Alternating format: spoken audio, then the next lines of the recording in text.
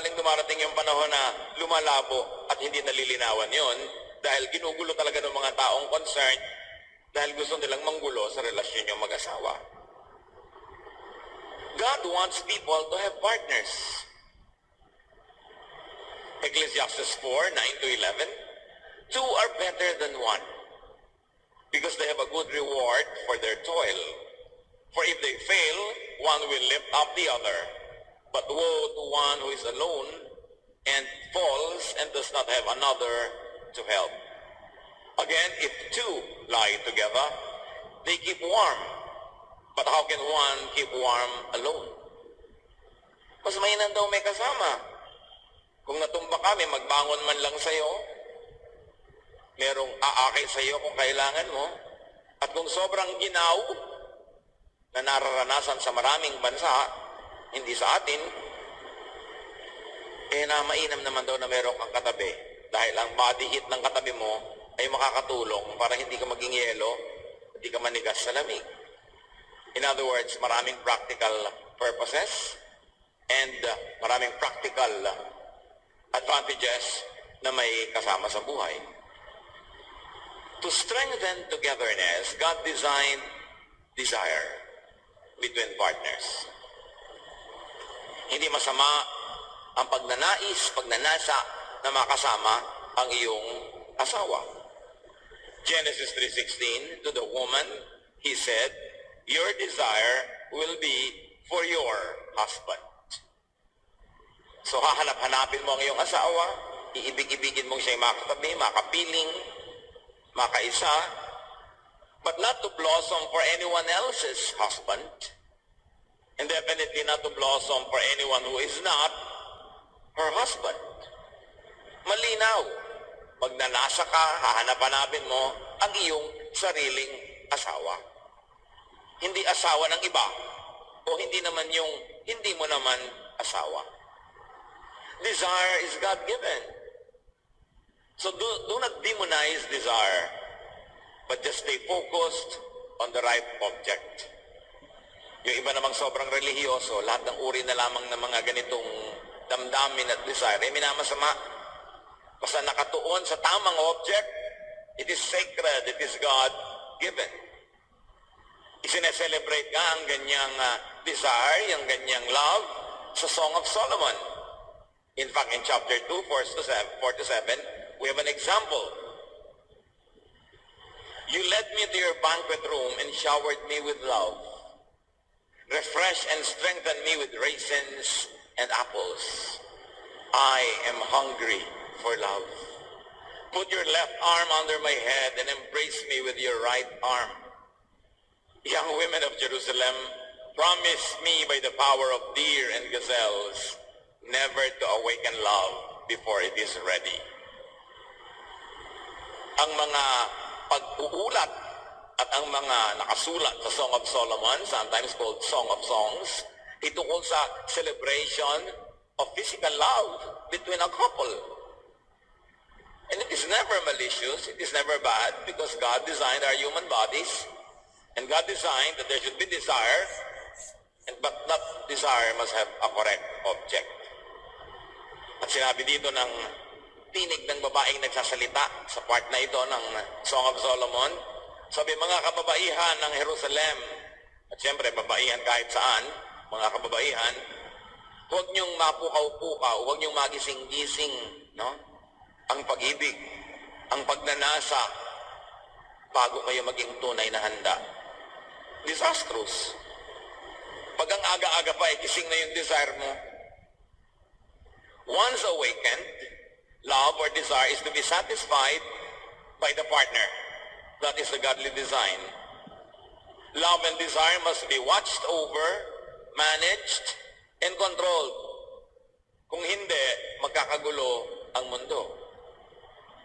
Pagka ang desire mo hindi naman for your own spouse, for your own partner, ano mangyayari? Mga agaw ka ng partner ng may partner, pagtataksilan mo ang partner mo dahil may desire ka sa iba, magkakagulo-gulo. That is why premarital sex is forbidden in Scripture. Because you should not awaken desire before you are ready. And what does readiness mean? That you have your own lawfully wedded spouse. Kabata-bata mo, wala ka pang tunay na asawang sa'yo, gigisingin mo na ang lahat ng iyong damdamin. Pag naman nagising na yan, ayaw na niya matulog hanggang mamatay ka. So anong mangyayari? Mapabalisa ka, mag-ahanap kung saan-saan. And when there is no legitimate partner, it seeks enjoyment from just anyone. And the result is social chaos. Pero huwag nating mamasamain yung desire. Meron siyang tamang lugar. Sa mga mayroon ng mga asawa, meron kayong partner, kinikilala nyo, kinikilala kayo, kinikilala ng mga nasa paligid sa inyo, walang gulo kung sino talaga, alam ng lahat ito ang inyong partner, be and stay desirable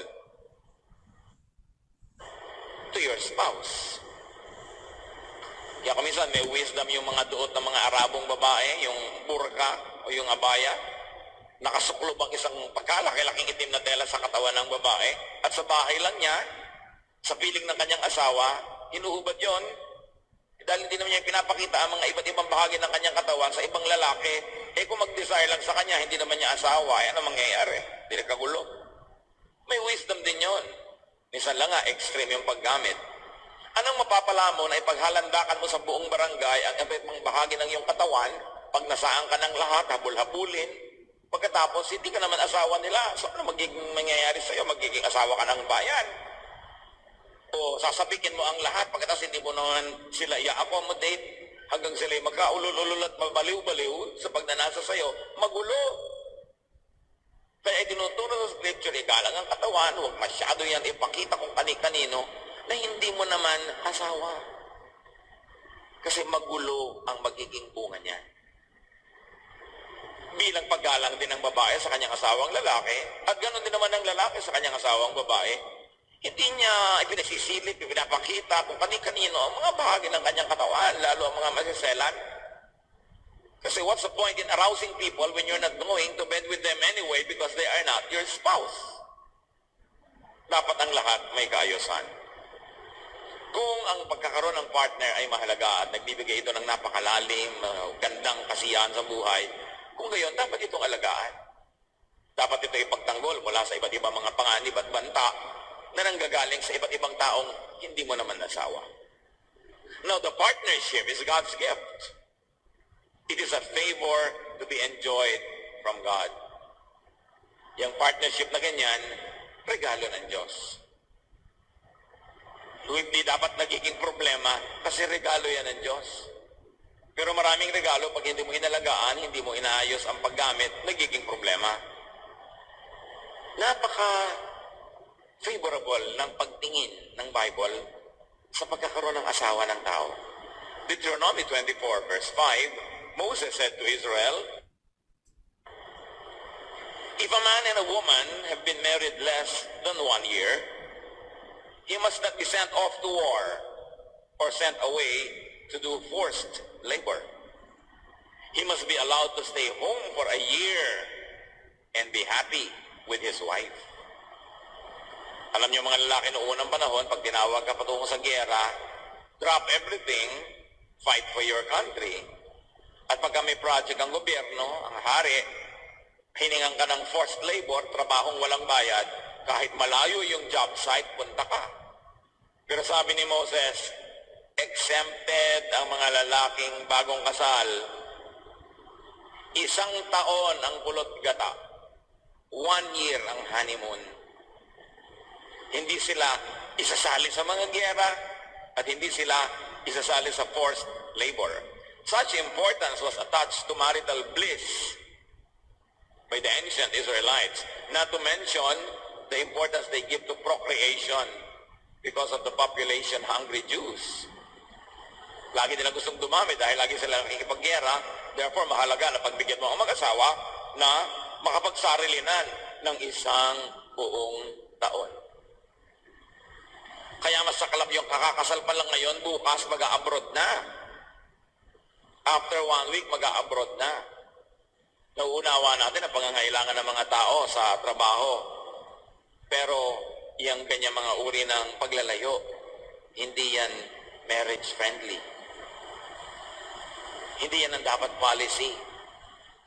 Pag kami nanliligaw sa'yo, anong balak mo sa akin, paano tayo mabubuhay?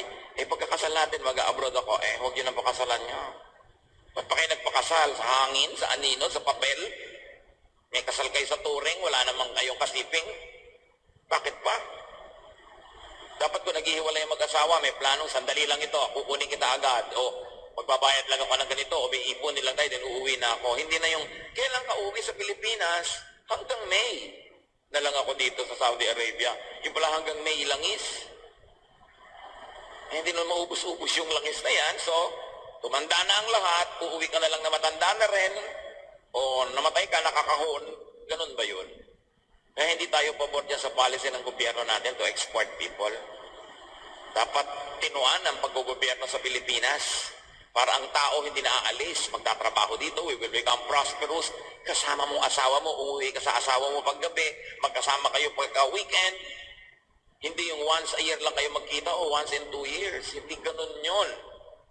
Hindi natin inuusig ang may mga trabaho sa malalayo, pero huwag niyong gawing sobrang matagal. Kung talagang kailangan nyo.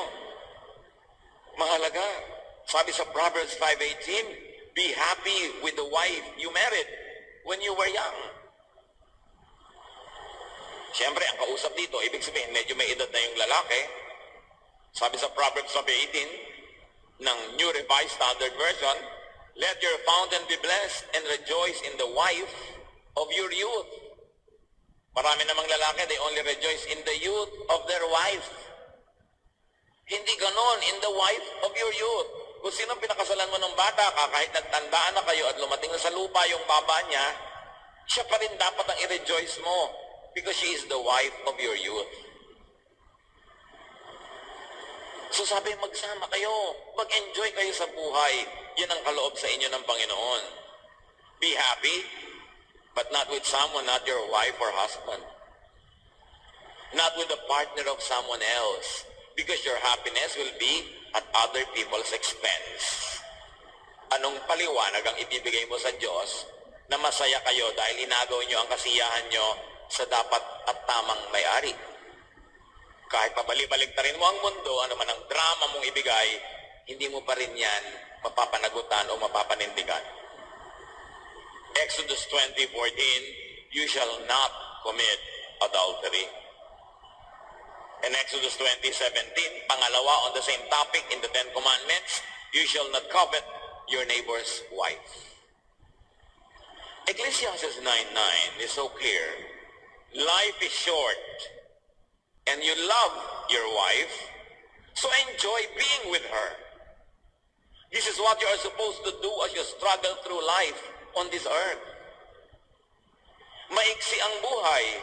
Mahal mo ang asawa mo, ano't di kayo magkasama. Ito ang dapat niyong gawin sa maiksing buhay na ito habang sinusuong niyo ang napakaraming hirap ng buhay. Ibig sabihin, susuungin niyo ang hirap ng buhay na magkasama, magkatabi, magkahawak kamay. Kung maghihiwalay, huwag tagalan. Huwag ma-addict sa malaking income kahit hindi kayo magkasama. That's why overseas and faraway work is not marriage friendly. Of course, marami tayong kilala na napaka-mga dakilang babae na kahit dito nag-iisa yung asawa ang layo-layo, ang tagal-tagal, ang tinutino, may naipupundar talaga. At hindi sila gumagawa ng kaaliwas-wasan. Pero marami rin naman tayong nababalitaan at nakukumpirma rin naman na naliligaw ng landas. Dahil na-awaken na yung desire. Tapos wala naman yung asawa, so yung unang magdaan nyo na. Ang una pong magdaang naka-Adidas, Lord. Yun na ang tugon sa aking mga pangangailangan. So kung wala si Mr. Right now will do. At alam natin yan, it is happening. That's why we always implore people, if you're going to separate for financial reasons, don't separate too long. Huwag sobrang tagal. What will happen to the natural desires? What will you do with the natural desires? When mismanaged, long-distance work or prolonged separation could be a major threat to marriage. Ang gobyerno natin, laging ipinaghahalandakan ang napakaraming padala na pera ng mga OFWs para makurakot ng mga magnanakaw, para maipangtapal nila sa incompetence of this government and the many administrations before to provide good opportunities for our own people. Puro figures, bilyones na dolyar. Nagre-report ba sila kung ilang mag-asawa naghiwalay? Inire-report ba nila kung ilang mga bata ang lumaking walang magulang na naglilimlim sa kanila, naliligaw na landas, nagiging mga rebelde? Inire-report ba nila ang ilang mga unwanted teen pregnancies dahil walang sumusubaybay sa mga bata? That is the other side of the otherwise rosy OFW story. Maraming at malaki ang social cost. Not to mention the moral cost. Lalo sa mga hindi ma-control ang kanilang mga desire. Long-distance work could be anti-family. It is anti-family, actually. But not to condemn ourselves. Mabuti nga ang mga mamamayan natin ay masisipag, talented, at natatanggap magtrabaho sa ibang bansa. Kaya hindi tayo lang namamatay sa gutom. Pero ang dami namang foreigner, dumadating dito, nakasando lang at nakabrief, tapos yumayaman lahat. Dito nagyayamanan sa bansa natin. Bakit tayo hindi yumaman sa sarili nating bayan? Bakit kailangan foreigner ang yumaman dito? Bakit ang dami-daming bansa sa Africa, sa ibang parts of Asia, na sobrang mas mahirap kaysa sa atin, hindi naman sila nag-export ng labor? Sa bagay, baka hindi sila qualified. Pero buhay din sila. Turo ng Diyos ang mag-asawa, dapat magkasama. Gawing goal. If there is this necessity to be separated, differentiate necessity from want, from like, from desire, from luxury, and struggle through life together.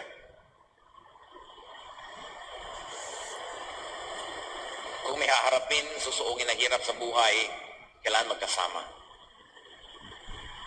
Nakikita niyo ba ang social cost pag magkakahiwalay? Ang isang taong nagtatrabaho abroad, hindi na nakaka-attend ng mga birthday ng anak, graduation, mga skit sa school, ng mga maliliit na mga mahahalagang bagay.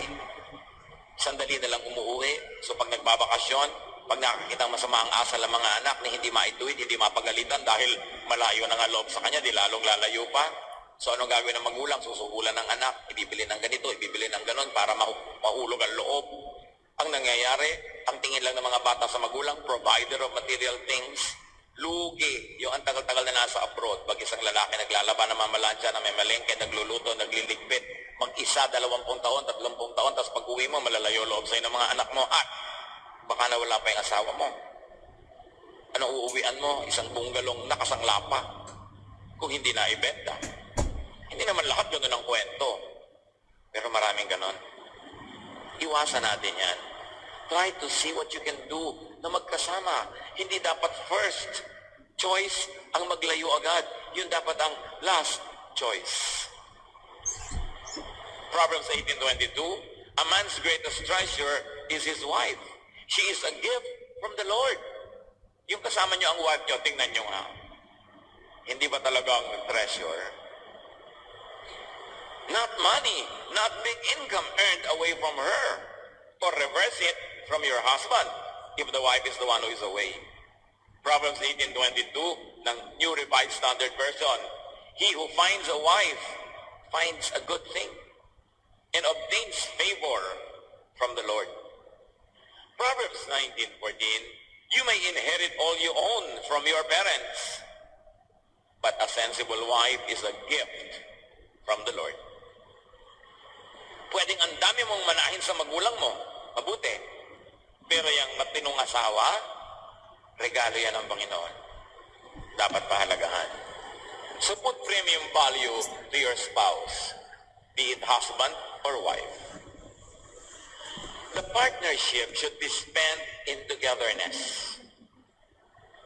Merong text ng text, I love you pala, bakit wala ka rito sa tabi ko?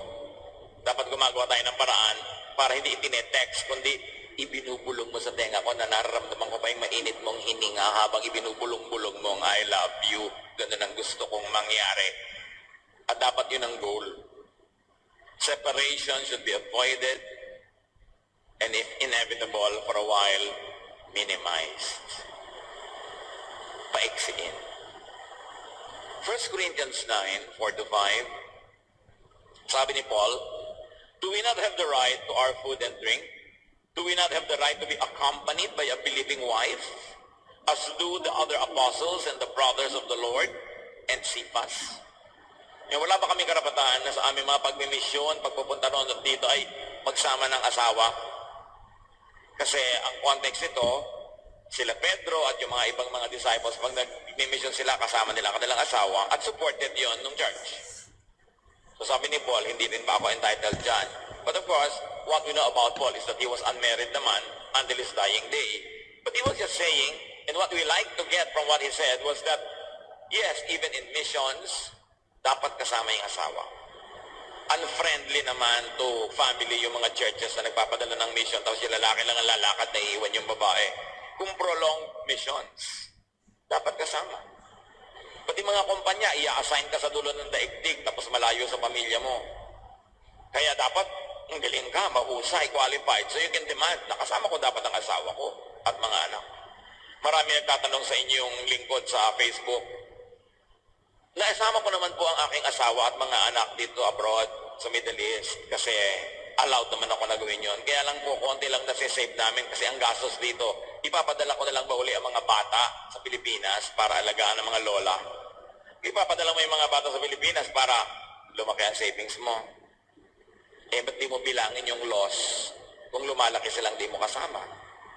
Bakit hindi mo bilangin as savings yung araw-araw nagkikita kayo, sabay-sabay kayo nakakapaghapunan, kahit hindi kayo masyadong marami nasi-save? Alin ba talaga ang mahalaga? Yung pera o yung pagsasama-sama ninyo? Kaya lagi ko ipinapayo, well, kahit konti lang nasi-save nyo, mabuti magkakasama kayo. Kesa hindi. Kumisa kasi save ka ng save dahil pinauwi mo sila. Pampiyansa mo lang pala dahil magkakakaso yung tao o pampa-hospital dahil kung ano-anong nangyayari sa kanya ng mga hiwaga dahil hindi mo nababantayan. 1 Corinthians 7, 4-5, tungkol na naman ito sa pagiging physically together. The wife does not have authority over her own body, but the husband does. Likewise, the husband does not have authority over his own body, but the wife does. Do not deprive one another, except perhaps by agreement, for a set time to devote yourselves to prayer, and then come together again, so that Satan may not tempt you because of your lack of self-control. Alam natin kung anong topic dito. Physical relations. Physical matrimonial intimacy.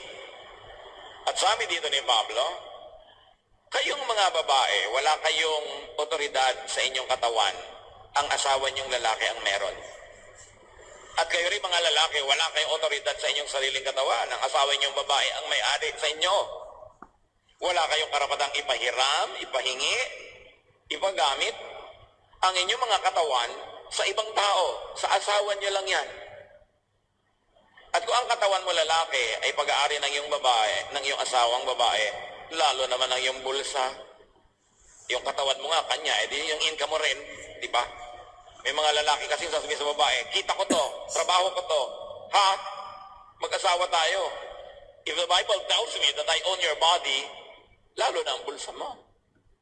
Pero siyempre, dapat matino naman yung babae sa paggastos, no? Para hindi ka pagtaguan ng pera at hindi ka pagkaitan. Pero ang mag-asawa ay mag-asawa. You share everything, no matter who is making the money. Huwag namang abusuhin ng saka ng tamad na asawa, no?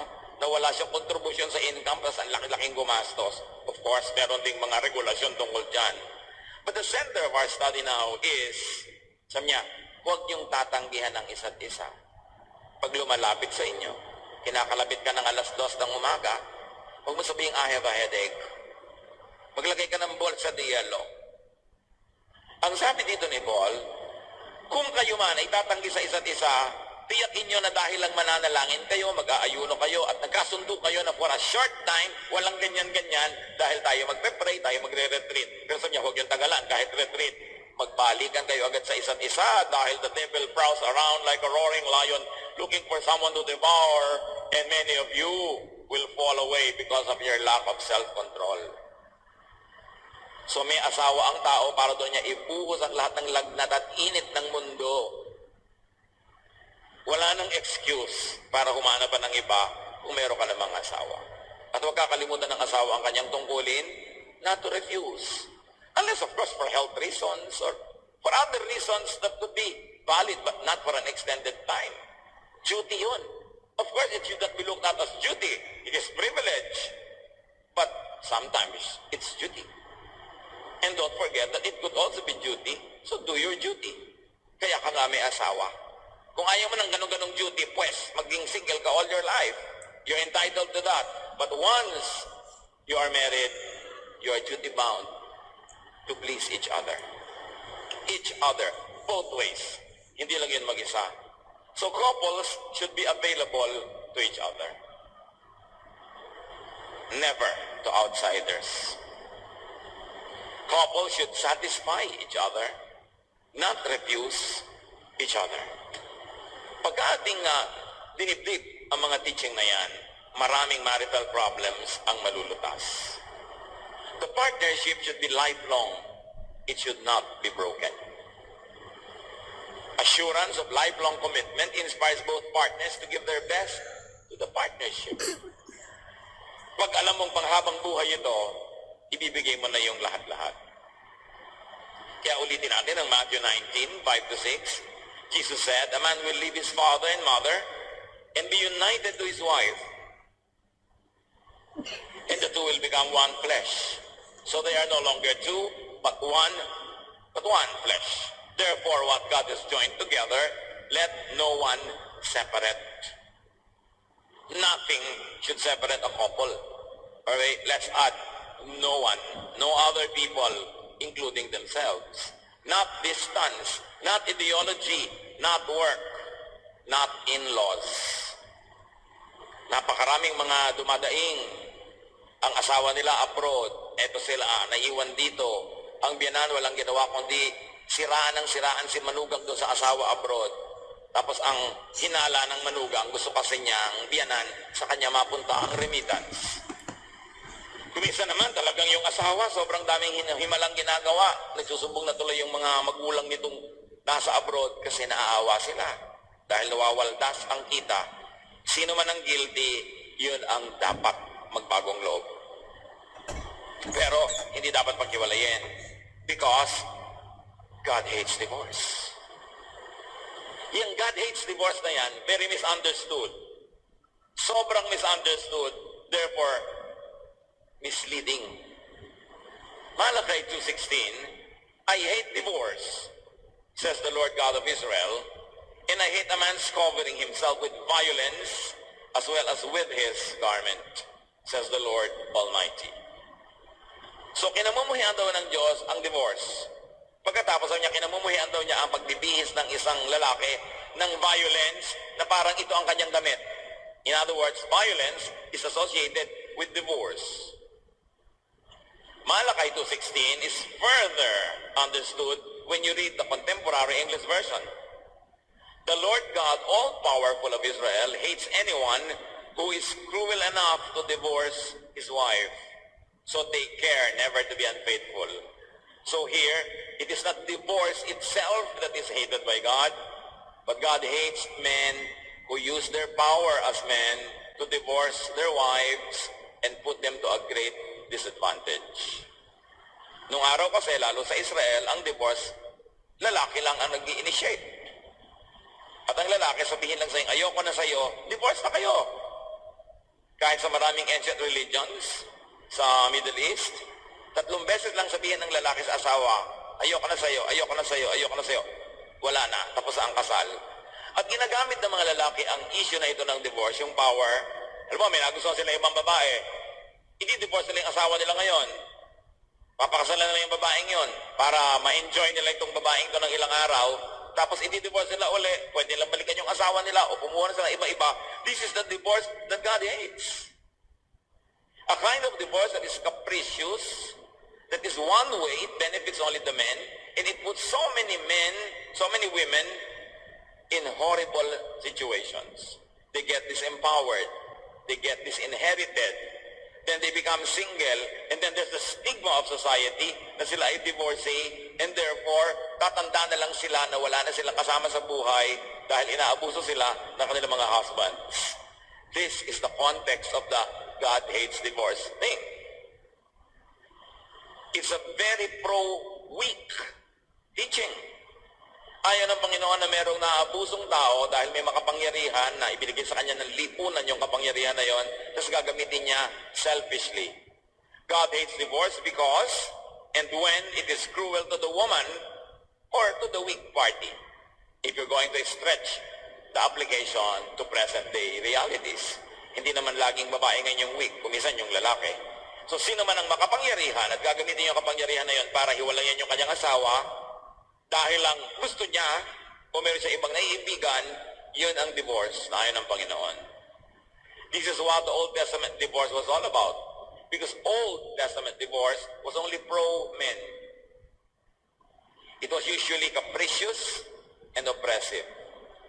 Kaya sabi niya, I hate anyone who is cruel enough to divorce his wife. Never to be unfaithful, sabi, us to be cruel. God wanted to save women, the weak, from marital oppression. Now, question is this. What if it is the divorce that would save the weak from marital abuse, oppression, and violence?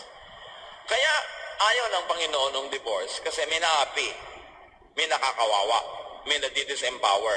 Paano kung inaapi ka, kinakawawa, sinasaktan, inuuwian ng sari-saring venereal disease, inaabuso? Will God still hate divorce if you wanted a divorce? When it is the divorce now that will be the tool to free you from oppression, from being disempowered, that is a very interesting study.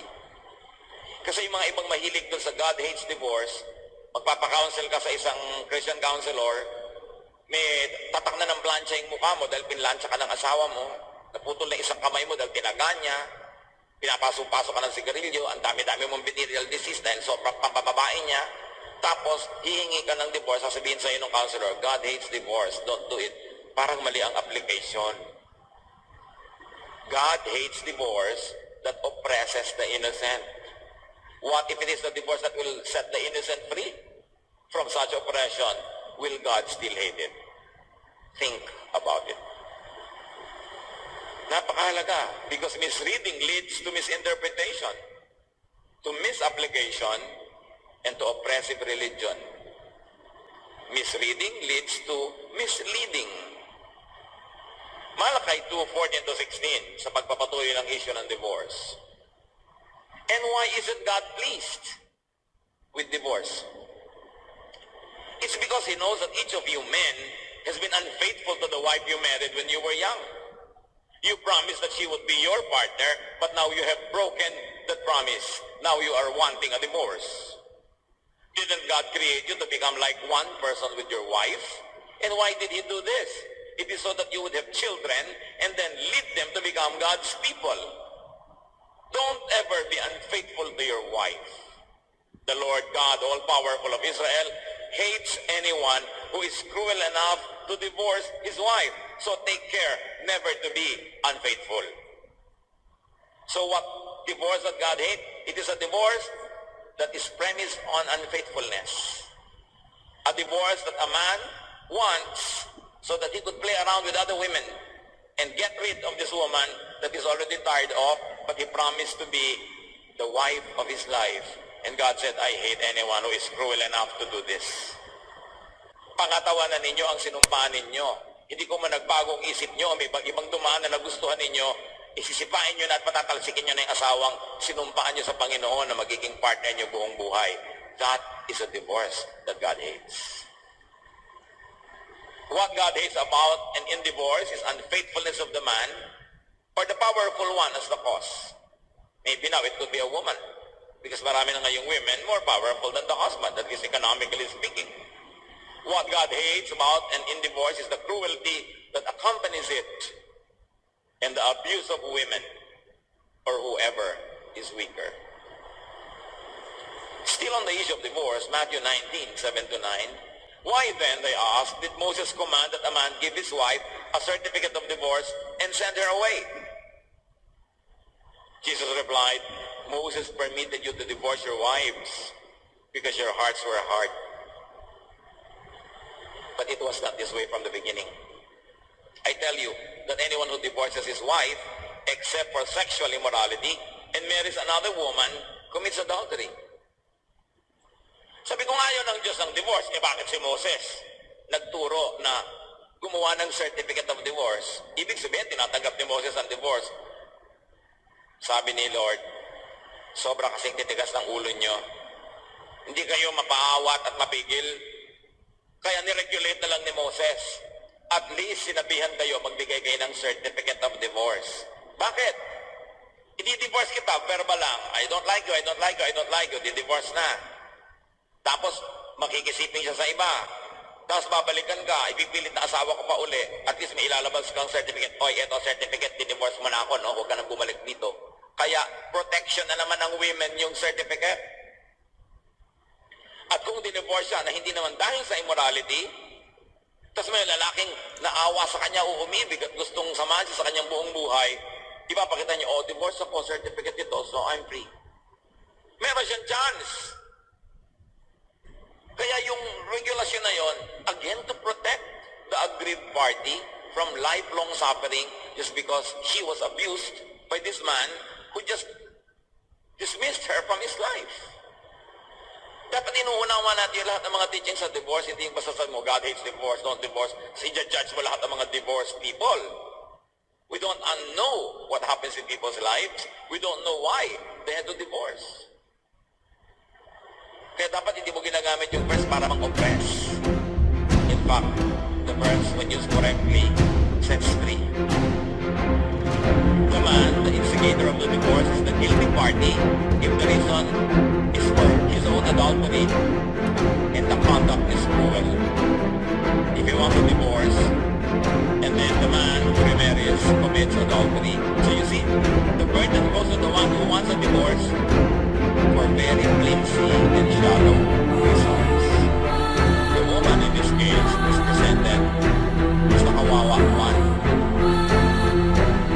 Yung mga iba kasi nung araw, they want divorce just for a marriage. Kahit wala naman talagang offense. Sabi, alam nyo, ang talagang pwede nyo i-divorce ang wife nyo kung adulterous. Dahil sinira niya yung covenant nyo. Pero liban dyan, hindi dapat. Hindi mag-divorce ka dahil mapakuha pa niya. Kailan pa siya mamili? Kung ano-ano mga irreconcilable na mga differences na ini-invento lang sa court. Pero actually, if you work together, work hard, you can resolve it. Matthew 19:9, I say that if your wife is not committed some terrible sexual sin, you must not divorce her to marry someone else. If you do, you are not fit. So, laging inilinaw kung ibig sabihin nung God hates divorce. Si Paul, sabi niya sa 1 Corinthians 7:10, to the married I give this command, and then inilinaw niya, not I, but the Lord, a wife must not separate from her husband. Again, ano na naman ang reason? You must not separate from your husband dahil gusto ko lang sumama sa iba. Pero kung siya ay guilty of adultery, naging unfaithful ka sa iyo ganon, then you have grounds because adultery is a ground for separation. Pero hihiwalay ka dahil lang may iba ka nagustuhan, sabi niya, you must never do that. It is important. Separation for selfish reasons is what God hates. But the separation is the one that will set you free from oppression, from a horrible, terrible, nightmarish life. Do you think God will condemn you? God is good. God is kind. Kung kasi sa culture ng maraming churches na itinayo ni Paul, yung mga babae, mga prominente, nandi-divorce ng asawa, mga ano sila, mga liberated. Kaya, sinasabi ni Paul, ino-order ko sa lahat ng mga churches. 1 Corinthians 14:33-34, for God is not a God of disorder, but of peace. As in all the churches of the saints, women should be silent in the churches, for they are not permitted to speak, but should be subordinate. Ngayon, ginagamit ng marami itong verse para pagbawalan lahat ng babae ngayong modern times na mag-preach, mag-teach, mag-lead. Remember, nung sinabi ni Paul that in all the churches of the saints, what he had in mind were the Corinthian churches, the churches in the Greco-Roman world that he founded and he administered. And the women in those cities, in those places, were very aggressive sometimes, and they were the ones leading mga divorce proceedings, and they are the ones usurping authority from people, kaya sila binawalan. But it was not meant to be a pagbabawal in all places, at all times, forever and ever. May specific recipient, may specific context, yung command. And once you misuse it, hindi mo na ngayon papayagan ng mga babae na magsalita, na mag-lead, dahil sabi, I forbid all people, all churches of the saints, for the women to be silent in churches. Itanong mo, aling churches nun ang tinutukoy? At itatanong mo, kasali ba ang church natin sa tinutukoy? Ganun ba ang culture natin talaga? Dapat ba talagang gapusin at itali yung mga babae o hindi naman? May context. Hindi mo pwedeng i-apply sa lahat ng tao yung sinabi ng isang Bible writer sa isang specific recipient. Paano yung sinabi kay Noah, gumawa ka ng barko, gagawa ka dahil sabi mo, gumawa ka ng barko, ikaw ba kausap? Si Noah, di ba? So dapat, tinitingnan mo yun, tayo ba yung kausap ng regulasyon na yun? Ba't tayo nakikisali? Katulad nung all women of Corinth should wear veil when you go to church. Taga-Corinth ka ba? Ang ibig sabihin ba nung veil na yan, ganun din ang ibig sabihin sa atin. So niya, all women should wear long hair. Kasi ang prostitutes noon sa Corinth, short ang hair. So sabi ni Paul, wear long hair. Ngayon, kung hindi naman ibig sabihin sa culture mo ng short hair, prostitute ka, required ka bang ganun? Dapat pinag-aaralan yung verse para hindi ka apply ng apply, nagiging oppressive tuloy. Remember, misreading leads to misleading. It's important to have a scholarly discourse before any verse is applied in people's lives. Now, partnership should be clear, exclusive, committed, and honorable. Clear attachment. Matthew 19, 5-6, a man will leave his father and mother and be united to his wife, and the two will become one flesh. So they are no longer two, but one flesh. So clear yung attachment. Ang kapartner mo, yung asawa mo. Mahal mo yung nanay mo, mahal mo yung tatay mo, mahal mo yung mga kapatid mo, pero ang kapartner mo sa buhay, yung asawa mo, huwag ka malito. Not even your children. It's your spouse. Ganun ang pagpapahalagaan ng Bible sa asawa. Hebrews 13:4, have respect for marriage. Always be faithful to your partner because God will punish anyone who is immoral or unfaithful in marriage.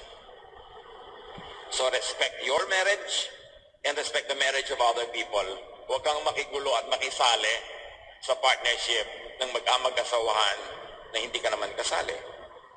Proverbs 38:19, there are 3 or 4 things I cannot understand. How eagles fly so high, or how snakes crawl on rocks, how ships sail the ocean, or how people fall in love. Mahiwaga daw talaga niya. But people fall in love, stay in love, but keep the love exclusive. Stay together as long as and whenever you could. Respect your spouse. Be nice to your spouse. Give to and forgive your spouse. Be faithful to your spouse. And grow together with your spouse. Mahirap yung you grow apart. Nagkakaiba ng mundo nyo, magkaiba na kayo mag-isip. Ang kasunod nun, hiwalayan. And enjoy life with your spouse. Paano yung mga hindi nabiyayaan ng asawa, walang partner dahil walang available o dahil hindi pwede or for whatever reason? We should all be sensitive to those who don't have their own spouses. We should be kind and supportive of them. At yung mga walang asawa, hindi na magkakaasawa pa o gustong-gusto pero wala naman, draw inspiration from Paul and other people in the Bible who are unmarried but nevertheless accomplish great things for the Lord and had full, meaningful lives. But if you are gifted by the Lord with a spouse, cherish your spouse. Hindi siya perfect. At kung perfect siya, hindi ka bagay sa kanya. So pasalamat ka, hindi siya perfect. Pareho lang kayo. Pahalagahan niyo ang inyong mga asawa. Laging patawarin, suportahan, unawain, may kanya-kanya rin mga pangangailangan. At tandaan ninyo, ipaglaban ninyo ito na tagalan, habaan ang pagsasama, paiksihin ang mga oras na hindi kayo magkasama.